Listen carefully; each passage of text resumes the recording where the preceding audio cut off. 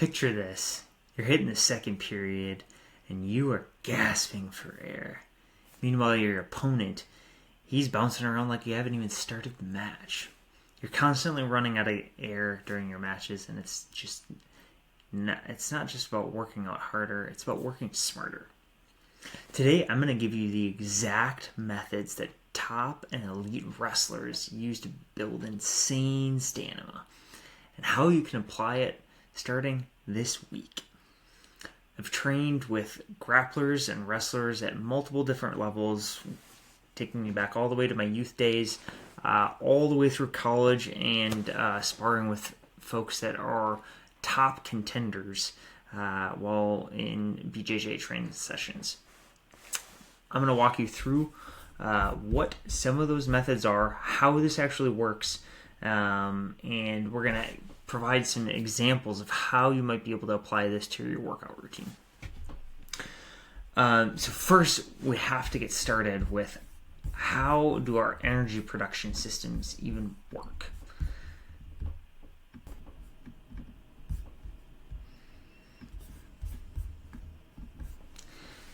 So let's get started. So we use two different energy production systems. One is called our aerobic system. The other is called our anaerobic system. Our aerobic system is things, if you think about anything that requires a long duration in terms of energy production. You use this a lot during like long runs, talking 30 plus minutes, or just long durations of steady state exercise, cardio exercise. Whereas your anaerobic system is using energy for short, intense bursts that are very concentrated in terms of its time duration. You're talking 2-3 minutes.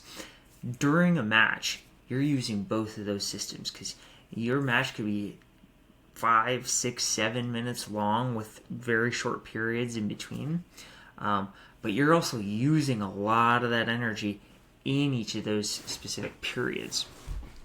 So this is where you're kind of in a constant balance of your aerobic versus your anaerobic system being utilized. Most folks only train high intensity, meaning they're leaving out the aerobic training in terms of it with their routine. This leads to poor recovery, poor performance, and just like in the example in the intro, where you end up feeling like you're exhausted after just a couple minutes into your match. How can we actually go apply this to your routine? Well, how can we incorporate some aerobic activity into your exercises and your workouts during the week? You could be doing a couple sessions of running 2 to 3 times a week just to build it up, where you're going at a slow, steady pace for 20, 30, 40 minutes. And this should be about where you could still hold a conversation with someone. It's not like you're trying to push your limits with this run. It's about at least just getting movement in and extending that duration of that movement. So that's how we can, get that working. I mean, running is one good form. If you have access to a pool, you can go swimming for 30 to 45 minutes. Or if you've got a bike, whether it's out on the road or an exercise bike, doing any of those things 2 to 3 times a week is really going to improve your aerobic capacity, even over a short 4 to 6 week period. Next, what can we do for your anaerobic intervals? These are your high intensity sessions. Think of, sprinting for 15 to 30 seconds, or if you've got a prowler sled, doing prowler pushes or pulls, battle rope circuits with your warrior ropes or your battle ropes. What you want to be doing here is you give yourself a 20, 30, 40 second window. You're going as hard as you can. And then you pause for a very short rest, 10, 15, 20 seconds, and then you're at it again. And you want to do this circuit 2, 3, 4 times. 4 is probably actually a good baseline to get started with. And you extend the circuit sprint that you're doing Again, if it's 20 seconds on, 10 seconds off. 4 is probably a good starting point. You extend the number of circuits that you're doing, and you're also, as you're making progress, extending the duration of your circuits. So moving from 20 to 25 seconds to 30 seconds, etc. That's going to help build up your anaerobic capacity. Next, let's get into some grappling specifics. We talked through some of these. So what can you be doing for either wrestling or BJJ or any sort of other grappling sport? You can be doing 30-second hand fightings and pummelings with your ties, your collar ties, your inside throw ties.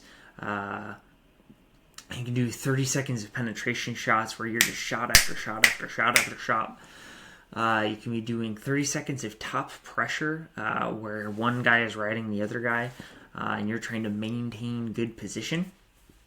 And then you could be doing a 30-second circuit of lunges with an exploding, either a jump at the top, and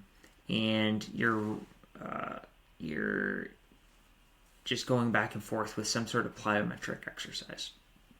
Another great one, and I know a lot of people that have wrestled in the past are familiar with this one. It's called the Shark Tank, where you're in the middle and you've got 3, 4, 5 guys that are rotating in every 20 to 30 seconds because they're a fresh body and you're going and they're pushing you to your limits, going all out, and you're going to do this for 3, 4, 5, 6 minutes, potentially extending it to the entire duration of a match if you're 6, 7, 8 minute long match. It is brutal, especially at the end where you're gas tired and there's a new guy coming in and they're ready to go because they've had about a 2-3 minute rest between them and the previous guys or gals that were in. It is such an effective training drill. And it is, I guess, in my opinion, one of the best and greatest drills that you can do to improve your anaerobic capacity. So let's go into the next stuff. How can we incorporate this into your routine, or what's an example of what this might look like? I've got here on the screen just a high level of what your week might look like. But I can kind of walk through even day by day. So let's say Monday or your first day, you've got an aerobic base. You're doing a 30-minute jog along with just some mobility strength exercise training. Tuesday or your day 2, you've got your practice, whether it's wrestling practice, grappling practice, BJJ, whatever. And you go through your entire practice and then add on top of that where you're doing 6 to 8 sets of 30 sprints, 30 sprints, where you're sprinting for 30 seconds, you rest for 30 seconds, sprint for 30 seconds, rest for 30 seconds. Day 3 or Wednesday, you've got a light recovery day where you're doing just some light swimming, biking, or stretching to allow your muscles the space to recover so that you're rejuvenated for day 4. Day 4, you're at it again with your wrestling practice. You do a grappling type circuit where you're working drills, you're working your hand fighting, you're working your setups or your shots. Friday or day 5, you get a bunch more of your anaerobic work in, doing sprints, prowler work, doing some technique drills, but doing that at a pretty high intensity, not just practicing the drill, but practicing it as if you were in a live match. Day 6, you've got a Shark Tank and live match practices where that's pretty much all you're doing all day. And then your last day, Sunday or day 7, you've got a rest and light stretching just to keep your body moving and help you recover from any sort of lactic acid you may build up over the course of the week. So that may be an example of a structure, and I'll try to add a graphic of what that might look like, the one that I talked through in the video itself. But that's how you can kind of incorporate the routines. You start out with your aerobic, you then do your aerobic or anaerobic training the following day. You build a light recovery day in between, and you go at it again. Aerobic next day, anaerobic the following day. and then you've got your light rest. You do some sort of like finisher on your day 6, or you're doing sport-specific drills, keeping it high intensity level, and then you've got your complete rest day where you just incorporate a little bit of stretching. And I walked through all these. Here's what your kind of light schedule actually might look like. And the last kind of just tips on your recovery. You want to make sure you're getting adequate sleep. Sleep is highly important in order for your brain and your body to completely repair itself so that you are ready for the next day. You're, of course, going to have a little bit of soreness. That's natural. That's normal. But you want to allow your body that space so that you can be your freshest and best next time you're stepping foot on the mat. Hydrating well as well. A good principle, in general, is half of your body weight in ounces. I don't know what that equate is in metrics for those of you that are international, not stateside or U.S. side. But we can create a conversion for you there. Fuel, one of the things is pre-practice, post-practice. You want to make sure you're getting enough carbs along with post your workout, enough protein to refuel your muscles and repair your muscles so you're available or you're ready and prepared for the next training session. Mobility work is super important to prevent stiffness, soreness, tightness in your muscles, or even stiffness in your bones.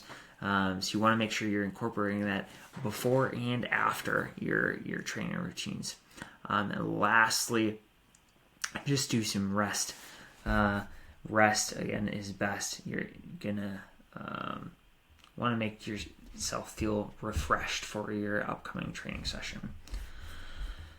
Let's go to the next one. So some do's and don'ts. Build that aerobic base. Wrestle to your condition and your competition level. Plan rest into your routine.